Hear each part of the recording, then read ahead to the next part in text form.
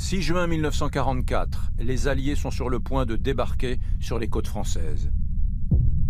Depuis 1942, des hommes de l'ombre tentent de tromper les Allemands sur la date et le lieu exact de ce débarquement. Grâce à son génie, un homme seul va réussir à bluffer Hitler et à changer le cours de la guerre. C'est cette histoire que nous allons vous raconter.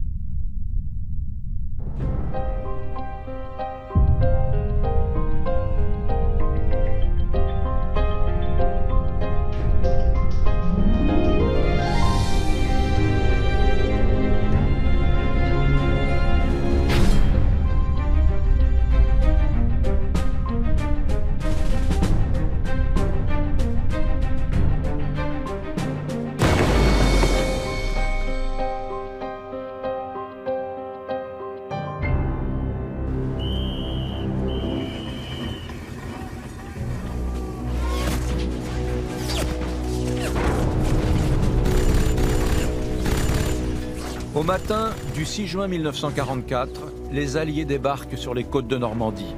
Ils brisent le mur de l'Atlantique tenu par les nazis. C'est le plus grand débarquement de toute l'histoire. Et c'est aussi le jour J qui marque le début de la bataille de Normandie et de la libération de la France, puis de l'Europe. Hitler était convaincu que le débarquement en Normandie était une feinte. Le succès du débarquement a été facilité par une incroyable campagne de désinformation qui a trompé Adolf Hitler sur le lieu même de l'intervention alliée. Même Edwin Rommel est tombé dans le piège tendu par les Alliés. Le commandant en chef des forces allemandes, basé en Normandie, est à Berlin lorsque l'armée de la libération prend l'assaut des côtes françaises. Mais au-delà de cet intox orchestré par les Anglais et par les Américains, un homme, engagé par les services secrets britanniques, a fait basculer l'histoire par son génie stratégique. Cet homme travaillait à la fois pour le renseignement allemand et en secret pour les services britanniques. Et grâce à une initiative extraordinaire, cet homme va brouiller les pistes et affaiblir la défense allemande en Normandie. C'est ce coup de bluff qui va faire basculer la fin de la Seconde Guerre mondiale. Contre Hitler, cet espion aura utilisé la plus puissante de ses armes, son imagination.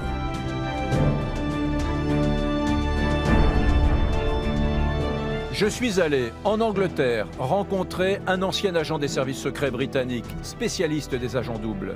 Je suis allé aussi sur les plages du débarquement pour mieux comprendre les hésitations défensives de la Wehrmacht après le débarquement de Normandie. Et puis, j'ai rencontré le fils de cet espion incroyable.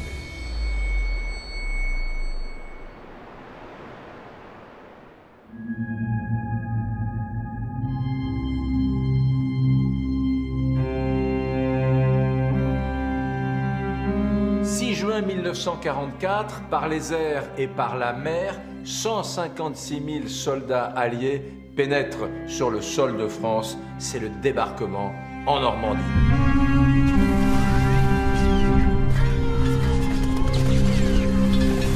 Et dans les heures et dans les jours qui vont suivre, c'est des dizaines et même des centaines de milliers d'autres alliés qui vont rentrer en France sur ces 5 plages mythiques: Utah Beach, Omaha Beach, Gold Beach, Juno Beach et Sword Beach. Bien sûr, le 6 juin 1944, cet homme n'est pas à son poste. Cet homme, c'est le maréchal Rommel, un des plus grands soldats du Troisième Reich. Après les campagnes allemandes en Afrique, eh bien, il est en poste en Normandie. Et il est en face des 5 plages du débarquement. Et le jour du débarquement, il est précisément à Berlin. Et quand le chef n'est pas là, quand le patron n'est pas là, son armée répond différemment. Ce qui explique également la mauvaise réaction militaire, stratégique des Allemands, c'est Fortitude. Fortitude, c'est le plus grand plan stratégique d'intoxication de l'histoire militaire. C'est un mensonge des Alliés, un mensonge organisé, orchestré sur des mois et des mois, qui vise à faire croire à Hitler que ce qui se passe en Normandie n'est pas très important et qu'il y aura un autre débarquement plus important dans le nord de la France. Comment Hitler a pu tomber dans ce panneau-là? On sait aujourd'hui qu'un peu plus au nord, les Allemands disposaient de forces militaires fraîches, d'unités d'élite qui ne se sont pas dirigées vers la Normandie. Alors pourquoi? Eh bien, nous avons découvert dans les grains de sable de l'histoire un élément nouveau, un élément plus fort peut-être que Fortitude et que l'absence de Rommel, un grain de sable qui à lui seul peut nous faire comprendre pourquoi Hitler n'a jamais cru que le débarquement en Normandie était le bon, le vrai débarquement.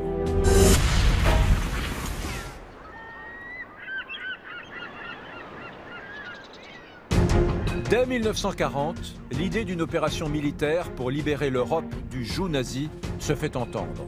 Eisenhower, commandant en chef des forces alliées, plaide pour un débarquement sur les côtes de la Manche. Mais Churchill juge les effectifs alliés trop insuffisants. Et c'est finalement l'Afrique du Nord qui va être retenue pour un premier débarquement. Mais déjà, l'idée d'une opération alliée sur les côtes françaises avance dans le plus grand secret. Les forces alliées présentes en Angleterre ne cessent d'augmenter et les Allemands le savent. Il faut donc cacher, dissimuler le lieu exact de l'assaut. C'est dans le sud de l'Angleterre qu'a été conçue la plus grande opération de désinformation de l'histoire. J'ai rendez-vous avec Nigel West. Very good to see you. Nice to meet you. You have a good journey? Yes, perfect. Nigel est spécialiste des services secrets et du renseignement britannique. Cet ancien agent du MI5 vit à l'abri des regards dans le Kent où il me reçoit.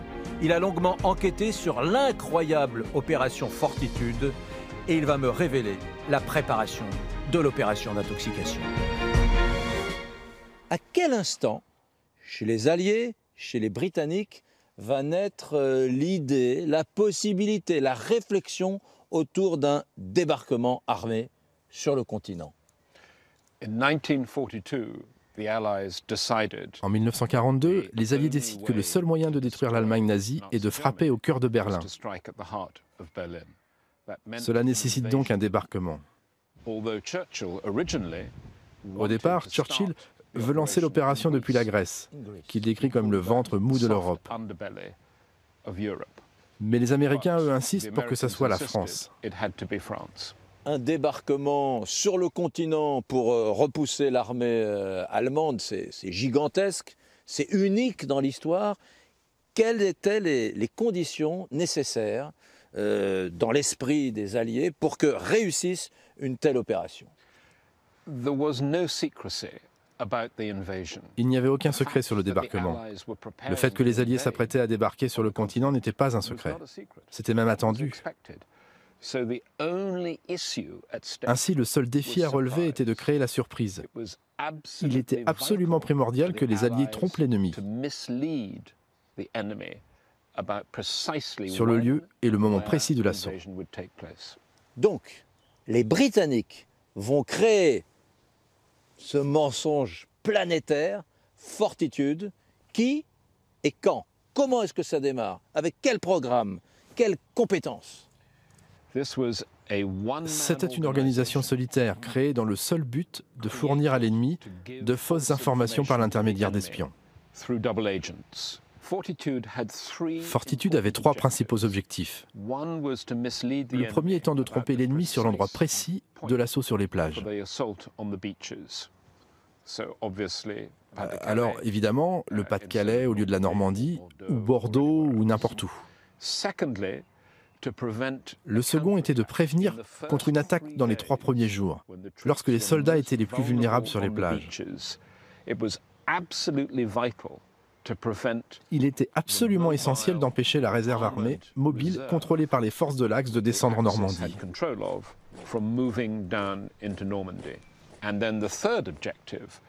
Et puis le troisième objectif, qui s'est poursuivi avec succès jusqu'en septembre 1944, était de donner l'impression que le débarquement en Normandie était seulement une diversion, une tentative délibérée d'attirer les soldats allemands au sud du Pas-de-Calais, parce que le réel débarquement allait s'effectuer après l'assaut en Normandie. Une véritable mécanique de désinformation est en route. Il faut réussir à tromper les Allemands. L'enjeu est de taille, la guerre ne peut plus durer car elle pourrait encore faire des centaines de milliers de morts. Les Alliés regroupent des troupes dans le sud de l'Angleterre. Le débarquement doit se faire par surprise pour contourner la résistance allemande. Les Alliés n'ont pas le choix, il faut tromper l'ennemi et cacher jusqu'au dernier moment le lieu exact du débarquement. Une incroyable imposture va se mettre en place. L'objectif, faire croire aux nazis que le débarquement va avoir lieu juste en face du Kent, dans le Pas-de-Calais, sur les plages de la mer du Nord, là où la distance maritime entre les côtes françaises et anglaises est la plus réduite. L'idée des Alliés est simple. Il faut retenir le plus longtemps possible les forces allemandes dans le nord de la France pour avoir la supériorité numérique en Normandie. Pour faire croire à cette hypothèse, les Alliés vont inventer l'opération Fortitude. Ils vont même créer une armée fantôme, le FUSAG. Conscients qu'un débarquement allié va avoir lieu en France, les Allemands se préparent. Ils renforcent leur mur de l'Atlantique. C'est un système de fortification sur les côtes de l'Europe occidentale qui vise à empêcher l'invasion des Alliés. Ils mobilisent 450 000 soldats. Bienvenue à Audingan, on est dans le nord de la France, entre Calais et Boulogne. Derrière moi, vous voyez, c'est la mer et juste après, ce sont les côtes anglaises. On est à 35 km à peu près des côtes anglaises et de Douvres. Et on est sur un des 7 blocos les plus importants du mur de l'Atlantique. Olivier Malavergne, bonjour. Bonjour. Elle a un nom, cette armée fantôme? Alors oui, elle a un nom, c'est le FUSAG, qui signifie First US Army Group, donc le premier groupe d'armée américain. Donc quand on dit le premier groupe d'armée, ça nécessite forcément une taille énorme. Cette armée, il faut faire croire aux Allemands qu'elle est très importante, très imposante. On leur fait croire quoi aux Allemands exactement?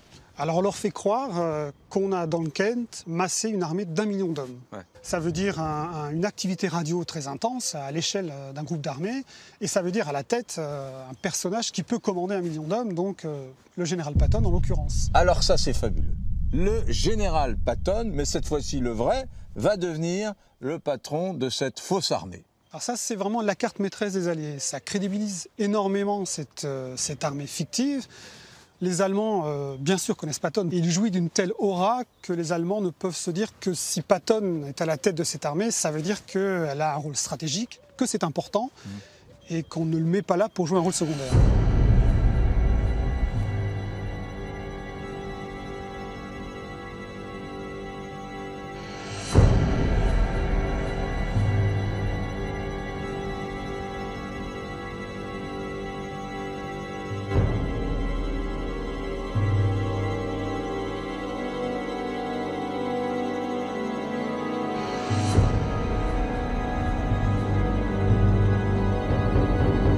Olivier, comment fait-on pour rendre une armée d'1 million d'hommes crédible? Alors le bruit, c'est le maître mot justement, parce que ce que vont faire les Alliés, c'est créer une activité radio qui soit à l'échelle de cette armée d'1 million d'hommes.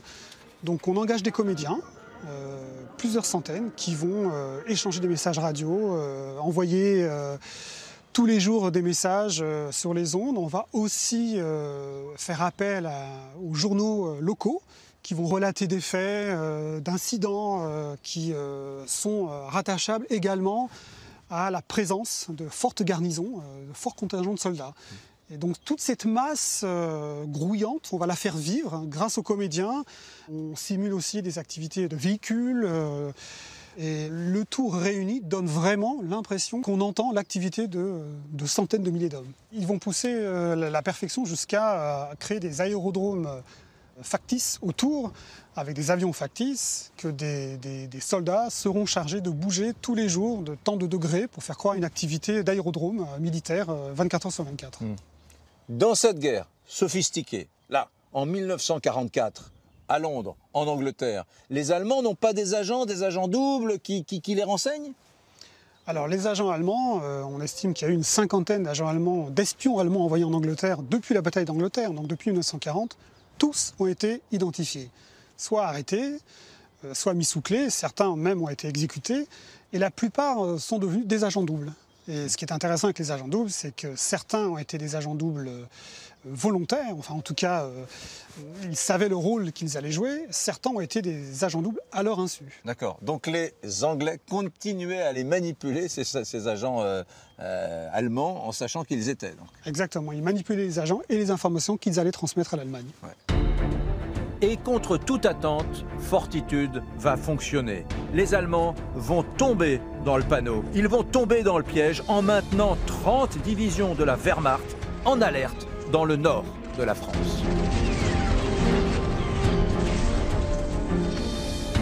Alors c'est entendu, Adolf Hitler s'est fait avoir par les Alliés, il est tombé dans le panneau de Fortitude. Mais la question qui demeure est la suivante. Qui, au lendemain du 6 juin 1944, qui parvient à faire croire à Adolf Hitler qu'un autre débarquement se tiendra ici, juste derrière nous? Qui arrive à lui faire croire dans cette baliverne? Un espion justement, ou plus précisément un agent double qui œuvre depuis des mois et des mois, qui mène un travail de désinformation auprès du haut commandement allemand. Il n'a qu'une idée en tête, cet espion, obtenir la confiance d'Hitler afin de mieux le duper. La Wehrmacht est déployée sur toutes les côtes de l'Europe. Le mur de l'Atlantique s'étend sur un front de 6000 km. Il va de la Norvège aux Pyrénées. Des fortifications sont construites le long des côtes pour pouvoir, le jour venu, repousser les Alliés à la mer. Edwin Rommel est en charge des forces allemandes en Normandie. Sa mission, améliorer les défenses du mur de l'Atlantique. Héros de guerre, officier brillant, Rommel a toute la confiance d'Hitler. Je me rends sur le site d'Illmann, un poste de commandement allemand de défense côtière, pour y retrouver un spécialiste de la bataille de Normandie. On est à 2 km de la mer, là dans le Calvados, pas très loin de Caen, à Colleville, et j'ai rendez-vous avec Stéphane Bella. Bonjour Stéphane. Bonjour.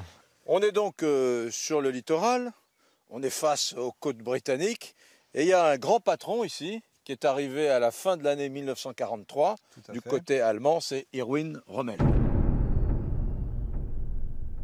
Il est là depuis décembre 1943, très exactement. Quel est son job, sa fonction? Eh bien, il a une double casquette. Rommel, il est à la fois chef du groupe d'armée B, qui comprend la 7e armée et la 15e armée dans le Pas-de-Calais, et aussi inspecteur du mur de l'Atlantique. Il est auréolé de son prestige, de ses combats à la tête de l'Africa Corps en Afrique du Nord. C'est un officier idolâtré par ses troupes ou pas plus que ça? Si. Rommel est une figure emblématique de l'armée allemande. Même auprès d'Hitler, il jouit d'une aura assez peu courante, assez extraordinaire. J'irais même jusqu'à dire que Rommel est l'officier préféré d'Hitler. Il arrive donc ici, plein d'ambition, plein de projets. C'est un homme donc qui ne peut pas supporter la défaite. On lui a confié une mission, c'est fortifier le mur de l'Atlantique de façon à le rendre inviolable. C'est un homme qui est lucide aussi, et lorsqu'il se rend, lors de ses premières tournées d'inspection, se rendre compte de l'avancée des travaux, eh bien, Rommel est pour le moins circonspect, dans le sens où il comprend très vite que le mur de l'Atlantique, s'il reste dans cet état-là, n'est pas impénétrable.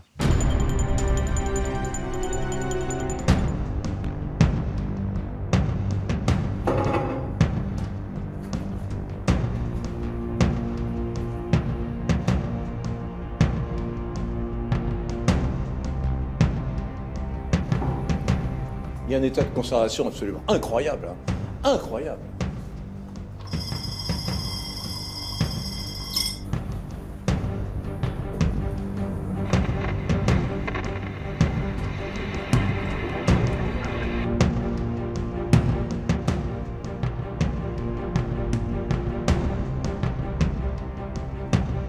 Stéphane Bella, le 6 juin 1944, il y a un événement majeur que aucun Français ne connaît. c'est l'anniversaire de la femme de Rommel. Tout à fait. Et c'est ce qui va expliquer que le 6 juin 1944, Rommel n'est pas ici. Il est parti au domicile familial à Erlingen, à côté de la ville d'Ulm, en Allemagne, pour rejoindre sa femme. Il est même parti avec une paire de chaussures qu'il a fait faire sur Paris. Il part de La Roche-Guyon le 5, très tôt, jusqu'à Erlingen. Voilà. Mais comment cet officier tellement talentueux et brillant ne se dit pas « Attention, il peut y avoir à tout moment un débarquement allié, enfin ». Le 5 juin, le temps est absolument épouvantable et les météorologues ne prévoient pas d'amélioration dans les 48 heures. Donc pour Rommel, qui est un officier, qui est un stratège, lui-même ne choisirait jamais de prendre la mer par un temps pareil. Donc il se positionne à la place des Alliés, il se dit « Non, moi, à leur place, je ne ferai jamais une bêtise pareille, c'est suicidaire ». D'accord. Donc lui, il est en Allemagne. Il passe combien de nuits, de jours auprès de sa femme pour cet anniversaire? Eh bien, il va arriver le 5 dans la journée et très tôt, dans la nuit du 5 au 6, son chef d'état-major, Speidel, va lui téléphoner en lui disant qu'il se passe des choses vraiment curieuses. En ce moment, sur la bande littorale, il y a des détonations, il y a des rafales d'armes. On signale des parachutistes. Rommel attend un peu, demandant à Speidel de se renseigner un petit peu plus en amont. Ce que Speidel va faire, il lui retéléphone 1h30 plus tard en lui disant « Écoutez, maréchal, je crois que ça y est ».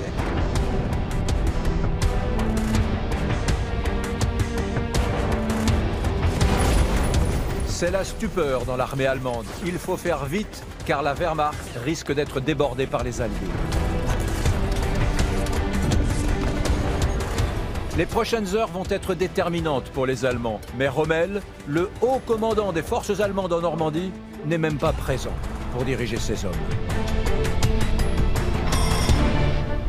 Stéphane Bella, ça veut dire finalement que le grain de sable de l'histoire, cette espèce de grain de sable qui va empêcher le continuum historique logique, c'est Rommel. Si Rommel n'était pas allé, ce grand stratège, celui qui dirige le front, ici, face à la mer, face à la Manche, face à l'Angleterre, s'il n'était pas allé à l'anniversaire de sa femme le 6 juin 1944 en Allemagne, il aurait été là pour diriger ses troupes. Je crois que ça ne change rien. En fait, que Rommel était là le 6 ou qu'il était à Erlingen, cela n'aurait strictement rien changé à la situation, en ce sens que le gros problème n'est pas Rommel, son absence ou sa présence, c'est la chaîne de commandement allemande, imaginez-vous.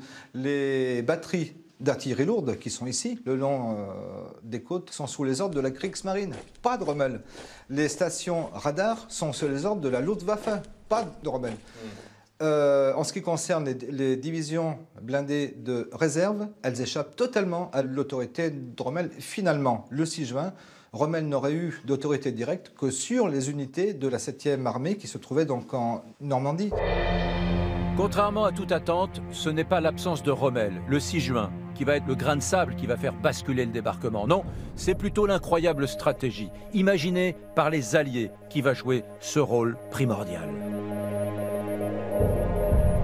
Jusqu'au dernier moment, les services secrets des deux camps se livrent une guerre de désinformation visant à déceler la véritable tactique adverse. Et c'est cet agent double des services secrets britanniques qui va faire pencher la balance en faveur des Alliés.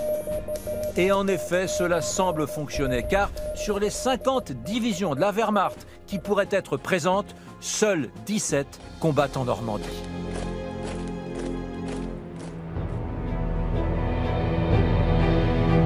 Et c'est à peine croyable, le reste des troupes allemandes attend, dans le nord, un débarquement qui n'arrivera jamais. De l'autre côté de la Manche, ce sont 200 000 hommes qui se préparent, eux, à débarquer. Ce coup de poker des Alliés a aussi été favorisé par un aléa météorologique. C'est peut-être une erreur de prévision météo qui va donner un coup d'avance aux Américains et faire basculer l'histoire. Mais quels étaient les moyens météorologiques des différentes forces? Quel rôle la météo a-t-elle joué dans la réussite du débarquement en Normandie? J'ai rendez-vous avec Marc Laurenceau, spécialiste du D-Day, dans le cimetière américain de Colville-sur-Mer, juste au-dessus d'Omaha Beach. Est-ce qu'en 1944, l'élément météorologique est aussi important et aussi maîtrisé qu'aujourd'hui dans la guerre moderne? Il est particulièrement important dans la mesure où, hier comme aujourd'hui, vous avez beau préparer une opération de la manière la plus minutieuse qui soit, le seul paramètre que vous ne pouvez pas prévoir, c'est la météo. Alors, est-ce que les Britanniques choisissent la date du 6 juin sur le plan météorologique? Est-ce qu'il y a quelqu'un qui dit il faut que ce soit le 6 juin parce qu'il y a une conjonction intéressante sur le plan de la météo? Alors pour cela, les Alliés définissent 3 facteurs majeurs pour réussir un débarquement. Il leur faut une pleine lune pour les opérations de nuit, pour que les pilotes par exemple puissent s'orienter, notamment les planeurs. Ouais. Il leur faut un plafond assez élevé de nuages pour que l'armée de l'air puisse appuyer les troupes au sol. Et enfin, il leur faut une combinaison de la marée et de l'horaire de l'assaut. Il faut que la marée soit la plus basse possible, de manière à ce que les obstacles que les Allemands ont mis sur les plages soient dégagés et que les marins puissent accompagner les troupes au plus près sans se faire détruire. Et alors donc, le jour idéal, c'est le 6 juin? C'est le 6 juin. Alors c'est une fenêtre qui va du 4 au 6 juin 1944. Du 4 au 6 juin, c'est bon pour eux. C'est bon. Ouais. Autre combinaison, à peu près 10 jours plus tard, entre le 19 et le 20 juin 1944. Ouais. Si ce n'est pas bon, il faut repousser quasiment jusqu'en septembre pour trouver d'autres conditions favorables. Expliquez-moi, pourquoi les services météo de l'armée allemande ne voient pas à un moment donné que sur la côte française, il y a une conjonction météo favorable quand même? Alors, eux, il faut bien prendre en compte qu'ils surveillent du Pays Basque jusqu'à la Norvège, tout le long du mur de l'Atlantique. Et donc, évidemment, ils surveillent tous les paramètres météo en s'attendant à un potentiel débarquement dans ces secteurs. Les Alliés, quant à eux, se concentrent uniquement sur la Manche et la Normandie. Et donc, ils peuvent avoir des informations plus détaillées, plus conséquentes, parce qu'ils savent où est-ce qu'ils vont attaquer. Les Allemands, eux, sont dans l'expectative.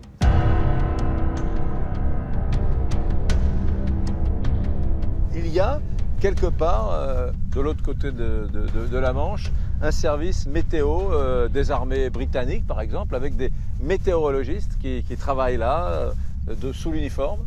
Exactement. Alors, c'est un service météo qui est directement rattaché au commandement d'Eisenhower, qui supervise toutes les troupes alliées en Europe et qui prépare au vers l'ordre. C'est un ensemble de techniciens et ces personnes vont apporter des données très fines à Eisenhower qui va leur faire entièrement confiance dans la décision de la date. Et c'est bien en Normandie, le 6 juin, que les Alliés estiment que les conditions météo sont rassemblées pour le plus grand débarquement de l'histoire. C'est ici, sur ces plages, que plus de 150 000 soldats et parachutistes s'apprêtent à livrer un combat historique pour délivrer l'Europe du nazisme. 7 500 avions de reconnaissance, chasseurs et bombardiers vont préparer le terrain aux 700 navires de guerre et aux centaines de milliers d'hommes qui vont prendre d'assaut les plages d'Utah, Omaha, Gold, Juno et Sword Beach.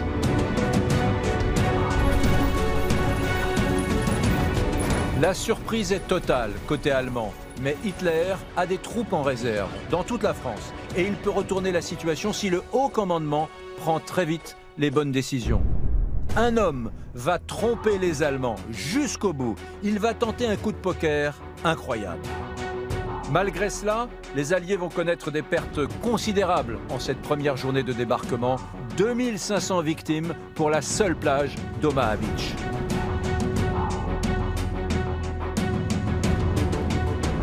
Et c'est justement à Omaha Beach que je retrouve Bernard Dargols. Cet ancien GI français a débarqué à 24 ans en Normandie, dans les rangs de l'armée américaine. Envoyé avant-guerre pour un stage aux États-Unis, ce jeune Français d'origine juive avait rejoint les forces alliées américaines lorsque les États-Unis s'étaient engagés dans le conflit. En 1943, il avait même rejoint le Military Intelligence Service. Il va nous raconter comment il a vécu le jour J. On doit être le 6 juin déjà. Le bateau part doucement.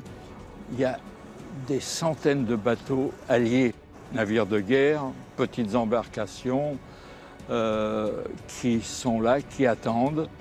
Et d'un seul coup, mon Liberty Ship rejoint ce groupe de bateaux alliés et on ne sait toujours pas où on va aller.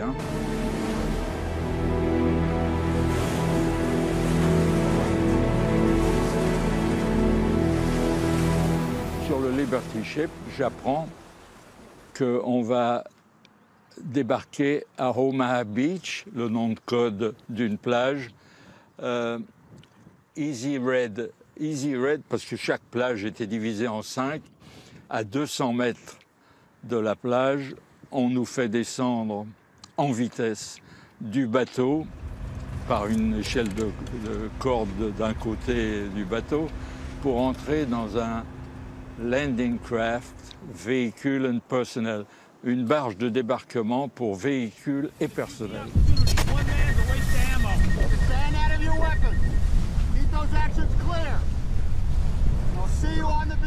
Et alors, on avance et on est couvert par l'aviation américaine, anglaise, et on avance vers la côte française. Et à ce moment-là, un bombardement incroyable. À 5h45, la flotte alliée ouvre le feu. Et à 6h30, les premières vagues d'assaut touchent les plages de Normandie. Tout ça pour nous permettre de prendre pied en sûreté sur la plage d'Omaha. Du fait des bombardements qui s'avèrent inefficaces, les troupes américaines sont littéralement clouées sur la plage d'Omaha Beach. Le commandement pense même abandonner la plage. Et il faut toute la détermination et l'héroïsme des GI pour renverser la situation en prenant à revers les défenses allemandes. Vous débarquez donc sur cette plage un peu plus loin. Un peu plus loin.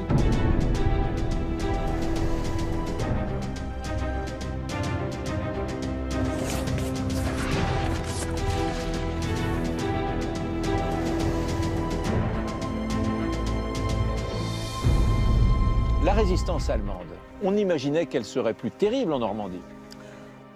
Eh bien, ça nous a permis de mieux rentrer en France, en Normandie, avec moins de troupes ennemies devant nous.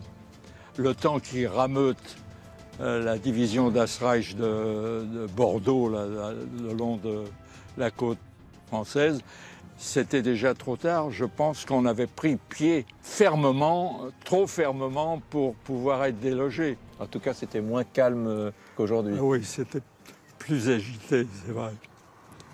Enfin, le principal, c'est de s'en être tiré. Mais pourquoi j'ai eu tant de veines et d'autres non, je sais pas.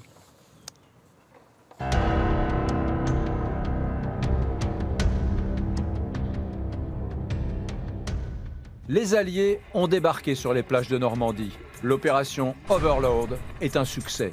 Grâce à Fortitude, les Allemands ont été bernés. Ils ne s'attendaient pas à un assaut sur les côtes normandes. À tel point que le commandant en chef, Erwin Rommel, était absent le jour J. Mais les troupes américaines doivent maintenant consolider leur position et s'enfoncer plus profondément dans les terres pour prendre définitivement l'avantage.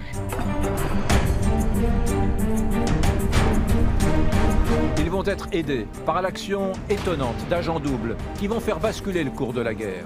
Un de ces hommes en particulier va prendre une initiative étonnante qui va permettre aux Alliés de conserver le coup d'avance gagné sur l'armée allemande.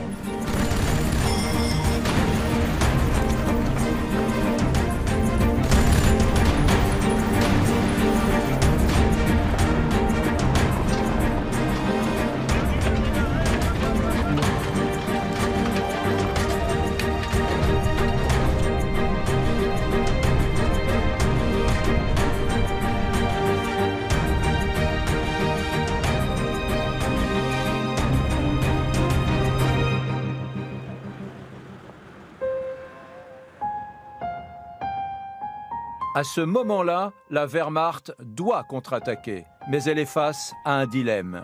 Combien de troupes doit-elle engager? Et si ce débarquement en masquait un autre? Dans l'ombre, des agents vont semer le doute dans l'esprit d'Hitler. À ce stade, Hitler pouvait-il contenir les armées alliées qui progressaient dans le bocage normand? Pour en savoir davantage, je vais rencontrer Christoph Prim. Il est spécialiste de la bataille de Normandie au mémorial de Caen. Comment l'armée allemande, le commandement allemand réagissent au soir du 6 juin et dans les jours qui suivent? Alors, dès que la nouvelle du débarquement est connue, notamment à Berlin, les Allemands vont tenter de mettre sur pied une contre-attaque, notamment une contre-attaque blindée.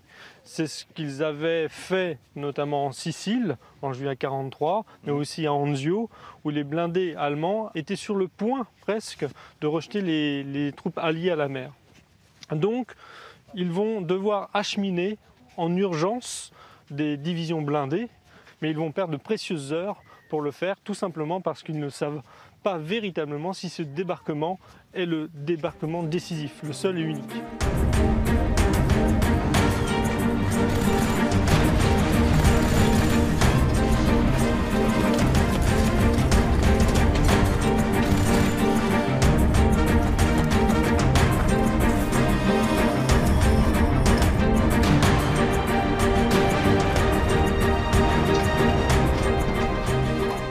Dans l'immédiat, les Allemands vont décider notamment de faire remonter toutes les divisions qui se trouvent en Bretagne et qui vont notamment s'articuler sur la Manche. Mais le plus gros des troupes, celles qui auraient pu avoir un impact décisif, ce sont les troupes de la 15e armée, donc celles qui défendent le Nord-Pas-de-Calais. Il faut savoir que ce sont plus de 300 000 hommes. Donc 300 000 hommes qui vont rester l'arme au pied jusqu'à la fin du mois de juin, tout simplement parce que le commandement allemand n'est à ce moment-là pas sûr que le débarquement en Normandie soit le bon débarquement. Est-ce que la 15e armée va arriver dans la région en provenance du Pas-de-Calais? Alors il faudra plus d'un mois pour que la 15e armée se mette en mouvement. Ouais, seulement un mois après le débarquement, c'est tard, c'est trop tard? C'est bien trop tard parce que les forces alliées en présence ont considérablement été renforcées et l'armée allemande, en tout cas à l'ouest, n'est plus en mesure de reprendre l'initiative. Christophe Prime, qui prend la décision de ne pas lancer la 15e armée allemande vers le Calvados après le 6 juin 1944 et qui prend la décision, finalement, un mois plus tard, de la lancer? Alors en 1944, le chef militaire, c'est Hitler. C'est lui qui va prendre la décision de laisser la 15e armée dans le Nord-Pas-de-Calais et de la mettre en mouvement, mais trop tardivement bien sûr, mais c'est lui véritablement qui décide de tout à ce moment-là. Finalement, c'est une réaction fatale, quoi. Oui, tout à fait. Et il faut bien le dire, c'est que cet engagement tardif, c'est aussi une partie du succès des Alliés, que d'avoir toujours tenté de faire en sorte de faire croire à la possibilité d'un débarquement dans le Nord-Pas-de-Calais jusqu'au dernier moment.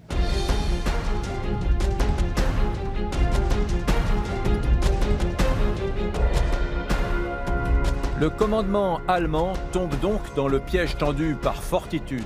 Les Alliés ont un coup d'avance, ils ont pu débarquer et ils commencent à s'enfoncer dans le territoire français.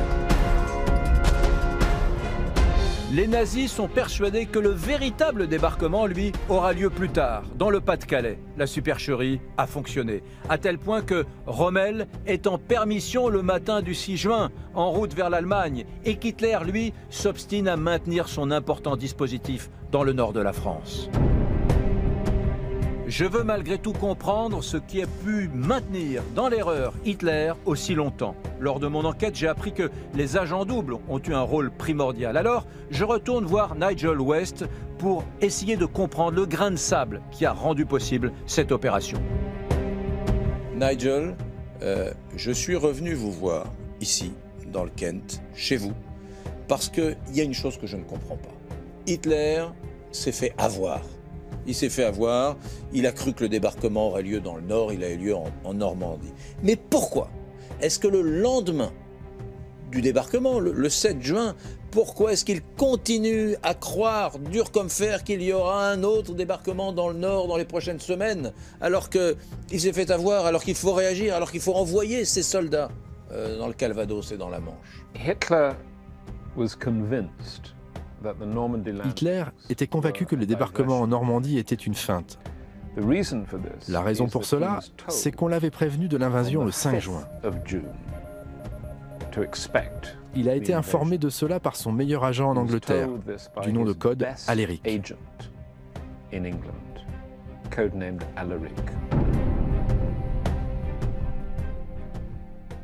Et le message d'Alaric disait que l'invasion aurait lieu le lendemain, le 6 juin. alors que le véritable débarquement n'interviendrait que 15 jours plus tard, dans le Pas-de-Calais. Alors, qui est cet Alaric? Alaric était le meilleur espion allemand. Il contrôlait une organisation connue par les Allemands sous le nom d'Arabelle. Son nom était Juan Pujol. Il était de Catalogne, mais en fait, il était un agent double anglais. Et son nom de code, donné par son responsable du MI5 à Londres, était Garbo. Pourquoi? Parce que ce dernier estimait que Garbo était la plus grande actrice au monde. Et voilà le nom de code de Juan Pujol.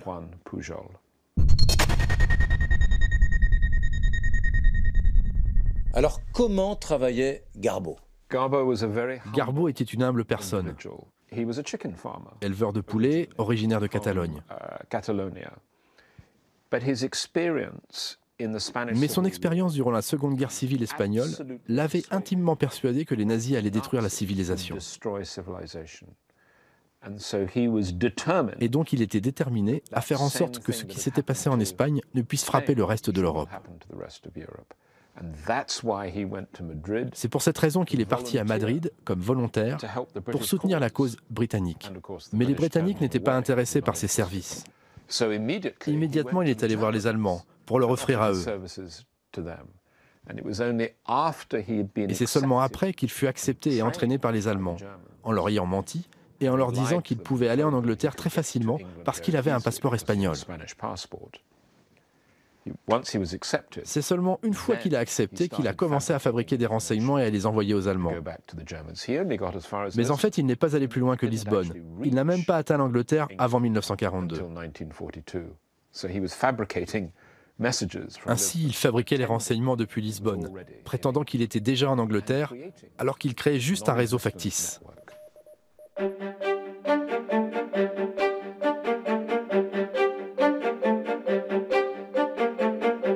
Qu'aurait été le débarquement allié sans Garbo?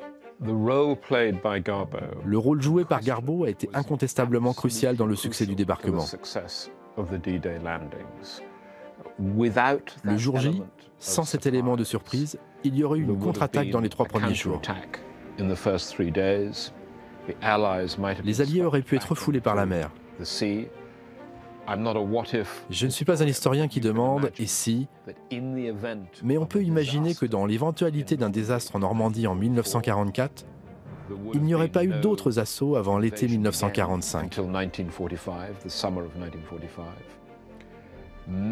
Ainsi, beaucoup de choses auraient pu changer.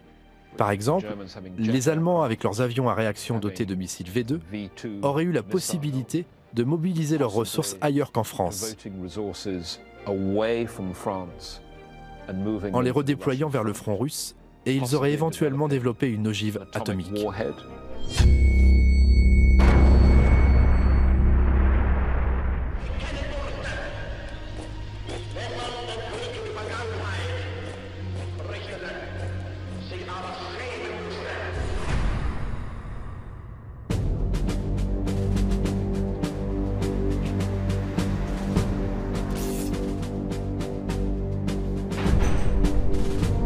C'est à peine croyable. Cet agent double est l'homme qui a fait basculer l'histoire, qui a rendu possible le succès de Fortitude et donc le débarquement en Normandie. Une tromperie parfaite. L'agent Garbo pour les Anglais et Alaric pour les renseignements allemands sont une seule et même personne. De son bureau de Lisbonne, l'agent double a gagné la confiance d'Hitler en annonçant le 5 juin au soir le débarquement en Normandie.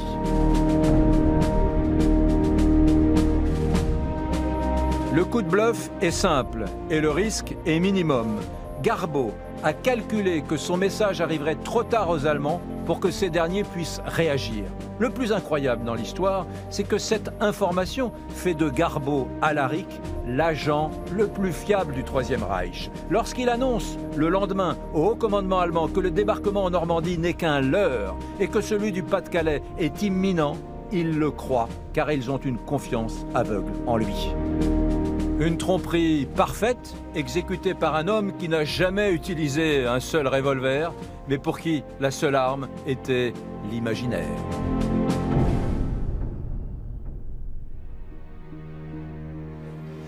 Mais qui était véritablement Garbo, de son vrai nom, Juan Pujol Garcia?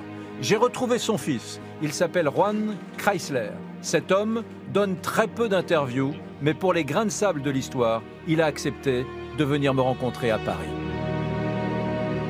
En 1984, vous êtes un galériste, vous êtes à Madrid, c'est le matin, et vous, qui pensiez que votre père était mort après la guerre, vous écoutez la radio en vous rasant et là, stupéfaction, vous entendez parler de votre père.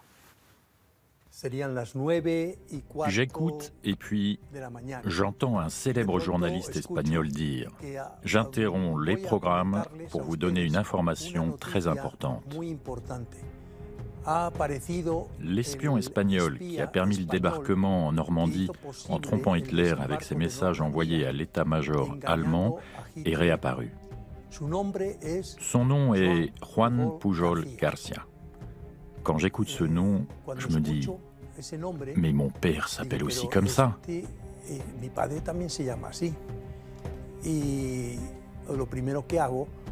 J'appelle donc ma mère et je lui dis « Maman, je viens d'entendre cette nouvelle. Quel est ton avis ?» Elle me répond « Je peux juste te dire que c'est votre père. » Et c'est comme ça que 40 ans plus tard, cet homme retrouve la trace de son père, qui n'est autre que l'agent Garbo. À la fin de la guerre, l'ex-agent du MI5 avait pris la décision de disparaître complètement pour refaire sa vie en Amérique du Sud, supprimant toute trace de son existence. Qui vous a dit que votre père était mort? En fait, personne ne nous l'a dit. Mais l'histoire que l'on connaissait, c'est qu'il était mort. En tout cas, c'est l'explication donnée par le MI5, le service d'intelligence anglais. Il était mort et c'est la seule version que nous connaissions.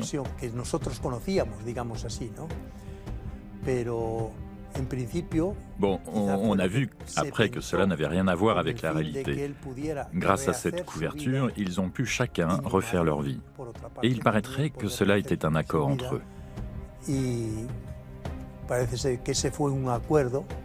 Où s'est caché votre père, Juan Pujol, pendant toutes ces années? Il vivait dans un village de pêcheurs qui s'appelait Choroni, au Venezuela. Au Venezuela? Oui. Il a connu une femme là-bas et il a refait sa vie amoureuse.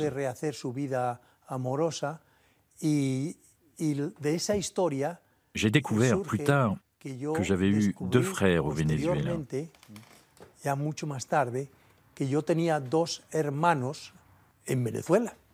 Le deuxième choc, après le premier choc émotionnel, affectif, c'est que votre père est en plus un héros planétaire. Il est reçu par la reine d'Angleterre, le duc d'Édimbourg, il voit Mitterrand, Margaret Thatcher. En Espagne, il est célébré comme un héros, en Catalogne aussi. C'est un choc incroyable pour vous. Ah oui, c'est un choc très important. Oui. Je me sens très fier de mon père et de ma mère. Alors que Pujol avait déjà commencé à travailler avec les services secrets du Reich, sa femme se rend à Londres. Elle permet l'intégration de son mari dans les services secrets britanniques. Pujol devient un agent double, la machine à tromper le Troisième Reich est lancée, l'agent Garbo est né. Vous êtes venu avec cette médaille britannique. Qu'est-ce que cette médaille? La médaille que mon père a reçue quand il a terminé la guerre était la distinction la plus importante du gouvernement anglais pour distinguer quelqu'un.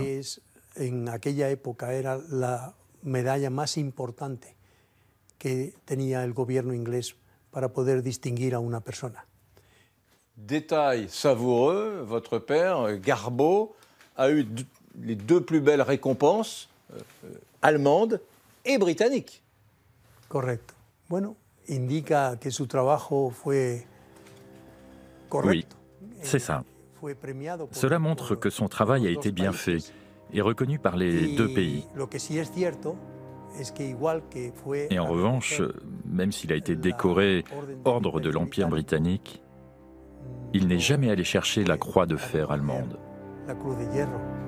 Pourquoi Garbo a fait tout ça? Au fond, quel était le secret de votre père?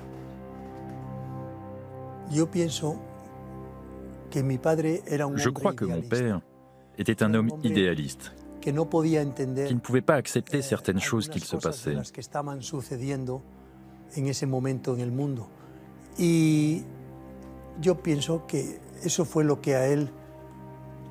Et je pense que c'est cela qui l'a poussé à faire ce travail.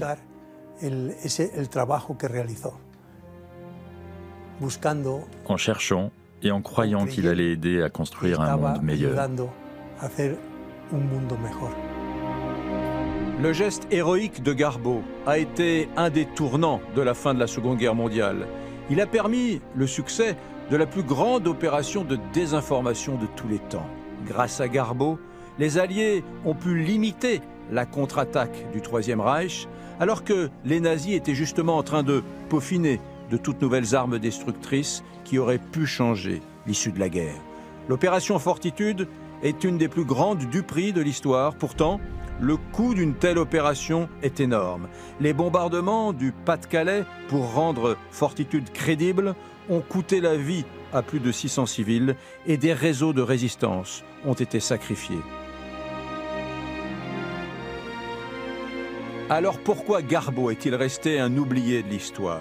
Sans doute parce que le roman national français, l'histoire écrite après-guerre, fait la part belle à la résistance intérieure, oubliant parfois ces héros qui œuvrèrent de l'autre côté de la Manche. Sans doute aussi parce que Garbo, cet espion facétieux, avait souhaité disparaître, refaire sa vie, loin du tumulte et des honneurs.